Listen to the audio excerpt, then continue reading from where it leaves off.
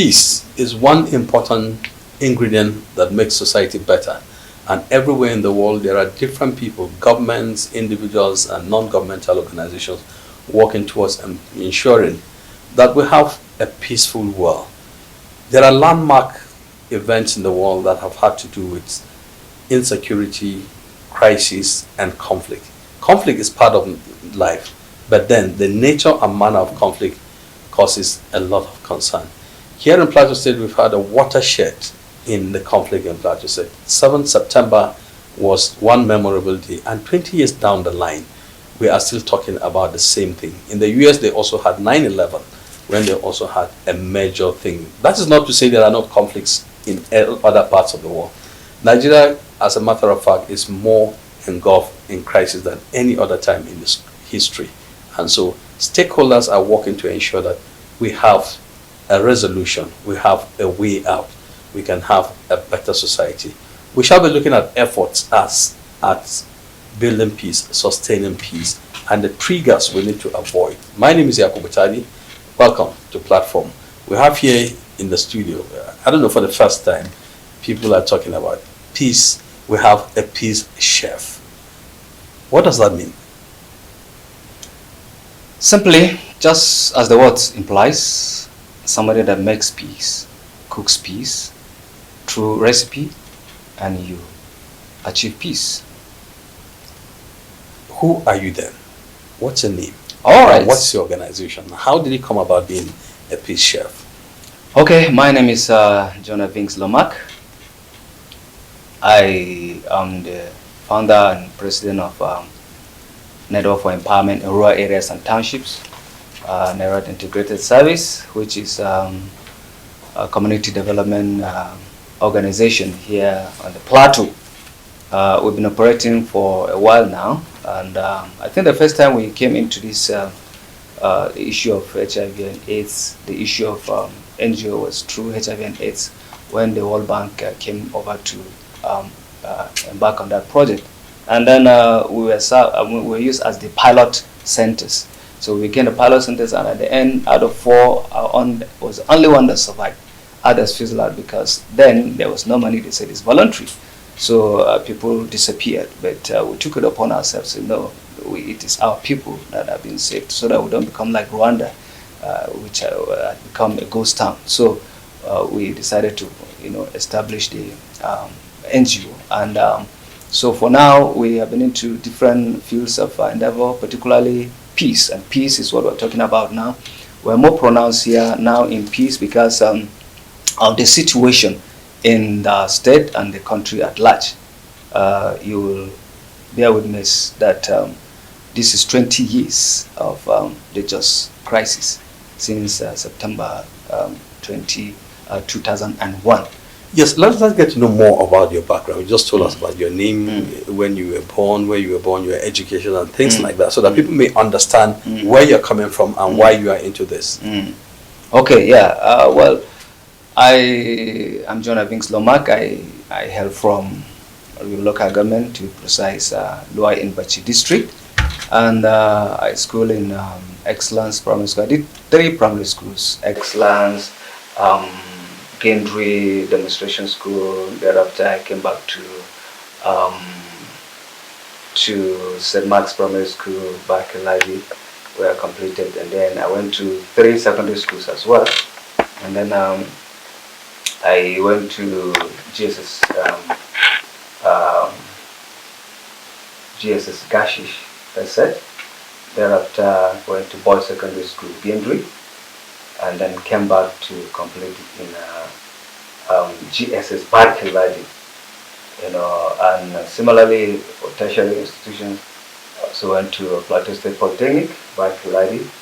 I also went to University of Calabar, and then thereafter I did some programs to the Metropolitan University, and right now I'm a fellow of Institute of Management Consultants, fellow Institute of Management Specialist, and so I am more of a development professional and practitioner. Okay, why this change in schools? You had 3 primary schools and 3 secondary schools. Why this movement? No, well, that is destiny for you. That is destiny. Sometimes I sit down and I ask myself, why, did I have to go through all those, experiences? But again, that's its own advantage, particularly when you have, friends from different schools and classes, So, well, the reason why I was in three primary schools to study was because of my guardian. I started with my father, then later on my elder brother took me to Gindri, and then came back to Barkaladi where my parents were, and completed there. And for secondary school, I started in Jesus Gashis as first set, and thereafter I wanted to do sciences. In that place, the Jesus Gashis was more or less arts, and so I wanted to do sciences, so I transferred to boys secondary school Gindri, where I had to repeat about 2 classes because they don't take people from higher classes, only from JS3, and then JS2 and JS3. Which side was that? Pardon? Which side was that? Which set? Okay, 90. I completed 90. Okay. 90 set. Yeah. So because of the repeat. So so I completed with the 90 set, and like I said, after that my father died, and when my father died, I had no options than to go back to Barkaladi, come back home, and because as at then they said I should come back and stay at home and school at home, given the fact that there was nobody else at home, and then of course it's also the breadwinner too. So I came back to Barkaladi Government Secondary School, where I completed my secondary education in 1990. Well, that's a long road to say to education, but nevertheless you are where you are today. Yes, and yes. Perhaps looking at your involvement in peace work, you started from health, and now you are involved in peace work, and also for the fact that you said you're from Lua Rium, was one of the epicenters. Yes. We still also have, did it play a role in triggering your thoughts towards, let me start something to help out? Okay. Yeah. Whether it played a role? Actually, very much. Like I said, I am from there, and then of course it was my people. The people were more heat, was heat, because that was the epicenter, like you said. And so I felt that this nonsense should not continue. We needed to join forces to ensure that peace comes back. Otherwise, every day you go and then you see people crying, languishing, and then people have no homes to live in, and people have no jobs to do, and people are running helter-skelter. And I said, no, it can't continue like that. So we joined other forces to ensure that we did our best to start, bringing about peace, and also training the youth in order to come up with peaceful coexistence among the community members. How long have you been in this business? This business, this is close to 30 years. 30 years in peace work? Close to 30. Yeah. No, in peace work, 15 years. 15 years. Okay, 15 years. Yeah, 15 years. Over time, how do you feel when there is a relapse, and looking at the volume and quantity of work being done by different stakeholders, state governments, federal governments, faith-based organizations, religious institutions, NGOs, and the rest of them? Each time you see there's some progress, and boom, there's a relapse. Do you feel frustrated? Really frustrated, because after doing everything that you could, to bring back peace, and people, had started, experiencing good life, happy life, and then suddenly you see a relapse, and people start running helter-skelter again. You wonder, and sometimes people will tell you these things, we're tired, this thing, let's just do it once and for all and stuff like that. But as peace workers, we know that there will always be a solution, and the solution is always dialogue, and then reconciliations, instead of taking the laws into our hands. So sometimes you are, burdened by those experiences, But again, we know that it will continue to be there. I mean, there will always be saboteurs, but we will never give up. Let's get to understand clearly. What is the nature and manner of the triggers for this conflict? And also, does it correspond with the approach in dialogue? Because it would seem that the falcon cannot hear the falconer. It's just a noise that nobody's listening to. It's true. Well, the just crisis actually has different dimensions. Initially, it started as a religious thing.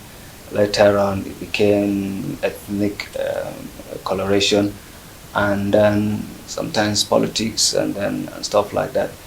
So today we have what is appears to be, not really appears to be. It's there, land grabbing here and there, and so some people will even classify it as some kind of trying to get people out of the land, and then some kind of genocide. At a point in time, you were even calling it, some people refer it as genocide, because you don't want some people to exist, and that is not really healthy at all. We know that the factors are there. We have the economic factors are there. We have the social factors are there. Political factors are there. But what we are trying to do is to ensure that aside dialogue, let there be some justice. Let there be some justice so that it will serve as deterrent for others who think they can always do that and get away with it. So we are advocating for some form of justice, in addition to the dialogue thing, because you're very sad. You are just, sometimes even at a round table, you are still discussing, and then something happens, somewhere, even from the very communities where those people sitting at the round table, come from. You find that you hear sad news, of a crisis erupting again. So it's quite daunting, but we'll never give up. But like I said, another approach has to be taken, and that is justice. Justice. Yeah. That's what a very interesting point that everybody talks about. The popular musician sang about peace without justice, which is going to be a problem. What type of justice are you looking at? Is it restorative justice, or to say no, go your ways and sin no more, or identifying who the conflict merchants are and dealing with them, and also giving hope to victims? I think it's holistic. It entails a lot. All of those things you mentioned should be, done at the same time. Particularly, you recall that in the past we were talking about getting the people shoot aside, and then that doesn't seem to be giving some results. So we're talking about restorative justice now, which is what is invoked now, trying to ensure that all of us, participate in the reconciliation. You appreciate my own stance, and then I appreciate your own stance, and then once there is that understanding, people get reconciled, and then forget about the past. They'll continue to move, forward. But again, government has to do a lot there in terms of punishing the culprits. It's very important, because people feel that they have been people feel that they've been offended, and they still see the people roaming the town, and those people have not even come back to say we are sorry. Rather, they keep vilifying them the more. So we need when most people talk about government, it's government is largely about the people, and the people, the administration and the people. The people is government. Of course. And what role do the people play in assisting government to understand that, yes, these are our grievances, these are our demands, and so this is what we need to do to solve these problems. And secondly, as a peace chef, they say, okay, the cooking, the taste of the pudding is in the eating. When you're cooking, when you're making your peace meal, what are those ingredients? It depends on the ingredients you put in and the taste. What do you people put into that pot? Because it looks like at times people come out more hot and sometimes with more boldness to commit crime again. Yeah, that is exactly what is happening, and it's really not good at all. And in our own case, in our own kitchen, what we're trying to do is to come up with. We've already done that already. We go into some form of identifying the root causes of those issues, and then when you identify them, you channel them accordingly, channel them to the appropriate quarters, and then you make a follow-up, because oftentimes people forward issues and then they withdraw. And when they withdraw, anything could happen to their case over there. So, but there's need for consistent follow-up on those issues to ensure that those who have done that thing are brought to book. But again, people have a role to play, just like you mentioned. In the area of what is called early warning signs. There are early warning signs. But again, people, when they see things happening, sometimes they take it for granted. They don't report it accordingly. And sometimes when they report it, the people who are responsible to take action also have it their own way. That is to say, sometimes they play around with it. So if there's no consistent follow-up, it dies down there. So people need to rise up, look at their environment. If they see visitors or strange faces, try to identify them. If they are not people who really mean well for them, or people whom they know, they need to do what? Approach the community leaders. From the community leaders, it gets to the security authorities, and thereafter action should be taken. Okay, you don't exist in a vacuum. Not at all. In Plateau State, we also have, the government has done, taken a step to also enhance peace building through the Plateau Peace Building Agency. And there's monthly security architecture dialogue. How do you relate with that, and how does it resonate with the peace practitioners in Plateau State? And secondly, when you talk about security agencies not responding, just yesterday, Monday, the 13th, the Chief of Army Staff sounded a clear warning that there will be no failure. Failure is failure. Commanders will be held responsible. And by implication, I think that applies to every security chief who knows that if there's failure in your area, this is it. How does it resonate with you? That's the good news. That's the good news, because hitherto we have complaints here and there, but at least with that kind of warning, we also need to sit up, because if we sit down and we leave everything to the government, of course, there could be some lapses again. So people need to do what? To sit up, be vigilant, and report those cases and take action. For instance, this anti-land grabbing here in Plateau State, the law is there, but how many people have, utilized it? I'm impressed that some people have started utilizing it, and I think it's giving some fruits. That is one other thing that government has done in order to ensure that there's justice in the land, which is commendable.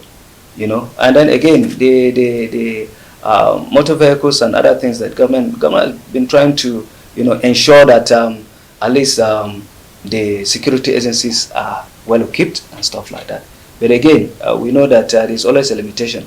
But at the architectural peace architectural meetings that we normally do, of course, you take reports. When you take reports, then you try to redesign. You redesign your approaches, in line with the new developments. And when you do that, it is believed that it should be able to counter whatever thing that is coming, about. So there are reports. Are such engagements being able to mitigate and improve on? Because people are aggrieved, they may not see the level of progress. But would you say in your practice, there's progress? No, there's progress. Honestly, there's progress. I must say there's progress. Such thing has really a lot of. But one thing that needs to be done is what government has done already, but it is not complete.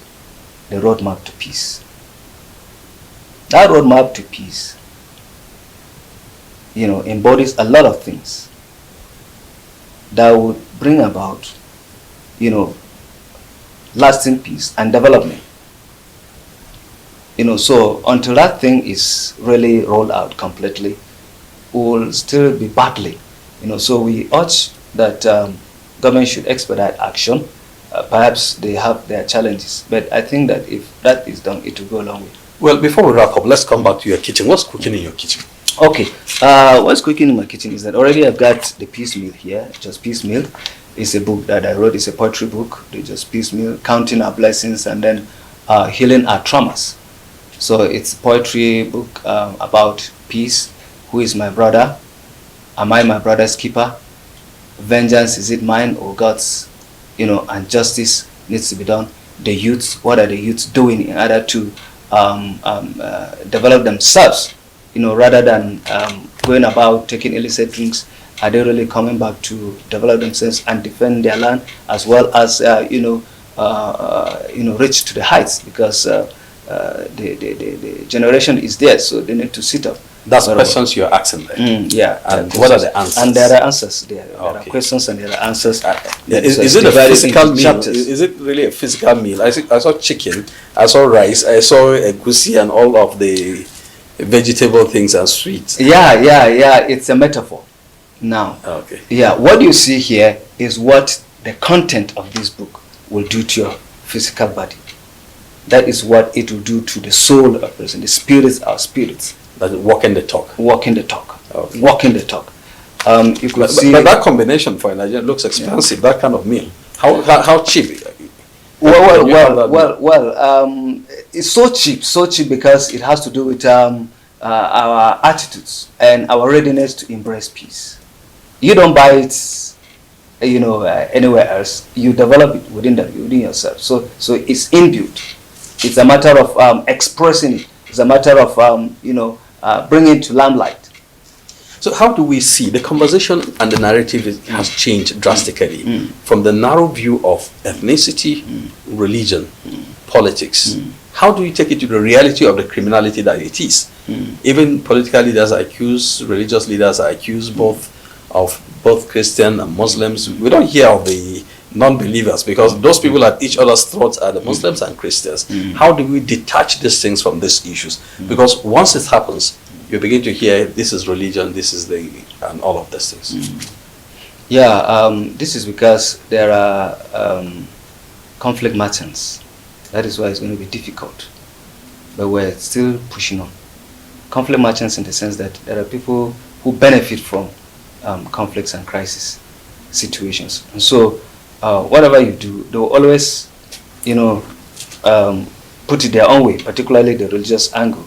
They bring religion into it, they bring politics into it, just to do what? To serve their ego, or to protect their livelihood, or to enhance their livelihood and stuff like that. So it's going to be quite challenging. But what is happening is that we are trying to ensure that we come up with some kind of relationship that is intimate, more intimate than what we already have now. Something that people will get to know ourselves better. The different religions, like you said, it's important to know what the other religion is teaching, and then and their practices and their values, and then that will help you. Otherwise, when we sit down, we just assume, because of criminals among who take advantage of these cases and then launch their attacks or whatever. So we have issues where those people are bringing a lot of problems. So we need to know the values that those people have. All right, thank you very much. And finally, before we go, do you see hope in all of this effort being put together by different stakeholders? Do you see a better tomorrow? Do you see a reborn Plateau, a new Plateau, where it were before, the home of peace and tourism, that everybody longed to come here? The news always is that conflict here. And I also disagree with people who say just crisis is not natural to Plateau. Peace and tourism is natural to Plateau. So it's also a misnomer.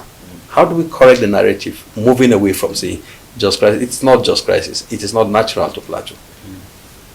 Yeah, you're right. We have to push that thing away. We need to change the narrative. but we can only do that when we come together. Or let's come together. I see hope. There's no two ways about it. There's hope. That is why I have this. This is the kitchen. This is the meal, and this is the kitchen. Now, this program is a robust program that once it is implemented, it has a lot of things that will restore peace by word of relationship, by word of education. Values matters. What do we value? You know, our attitudes to values matters, because oftentimes we value the wrong things. Okay, we'll continue the conversation, but we'll anchor it on that point. And next time when we bring you, maybe after all these activities, we could talk more about that. I thank you very much for finding time to be here, Mr. Vings Lomak, and we wish you success in your own contribution to the peace process in Plateau State. Thank you very much. I appreciate it that you've invited me to come here and share my experiences. I hope that Plateau people are listening, and together we shall restore the glory of Plateau State. Well, Bia, that's the much we can take on this week's edition. Peace is work in progress, and peace involves you and I. It means that every one of us, from the family unit to society, all of us must be honest and sincere in working for peace. I remain yours sincerely, Yakubu Taddy. Next week, we'll be here with another interesting personality.